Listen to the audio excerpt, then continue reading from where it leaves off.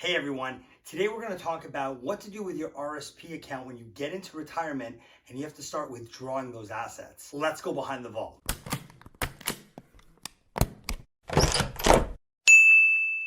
Angelo behindthevault.net. It's a really common question I get. When do I start taking that money out? So let's talk about what happens if you do nothing. You continue to save. At age 71, the financial institution that you work with is going to automatically convert your RRSP account into what's called a RRIF. Now, what's the difference? The difference is with a RRIF, you can't put money into it anymore and get that tax break like you did with the RRSPs. Those days are now over. So now in the first year that you have to withdraw, the way that the RRIF works is you've got to adhere now to government minimums. So what the government says is you can take as much out of the RRIF as you want, as long as you're willing to pay the tax on that. You got a tax break when you put that money in. So now that you're taking the money out, every dollar you take out adds to your taxable income. First year, what they'll do is they'll look at the value of the account on January 1st in the year that you are turning 72. So they'll look at the value of the account, and then you're going to be forced to take out 5.4% of whatever that is. Each year though, that minimum number starts to creep up.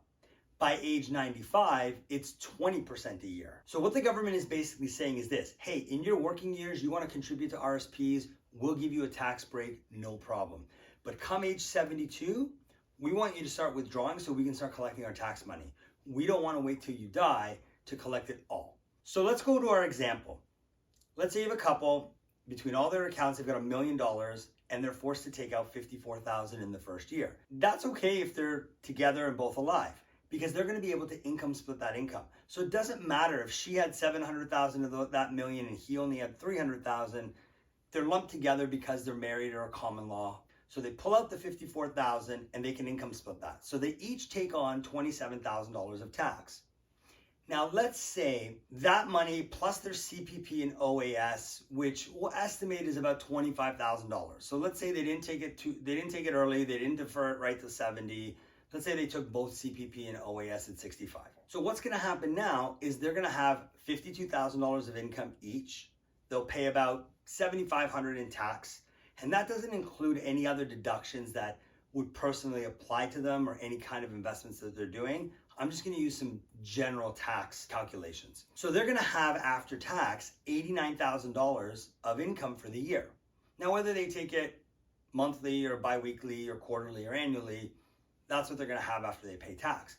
So the cool thing is between the two of them, they've been able to income split, keep their tax rates at 24%, somewhere there, and enjoy most of the income between CPP, old age security, and their RRSP money. Now that's all well and good. If the couple lives to age 95 and they pass away holding hands in their sleep, they're going to be just fine. There's more than enough money there. There's more than enough income to be able to have a pretty decent retirement. Here's where it gets tricky, and here's what most people miss. If one of them passes away, now the other person gets burdened with all that tax because they don't have the luxury of income splitting anymore.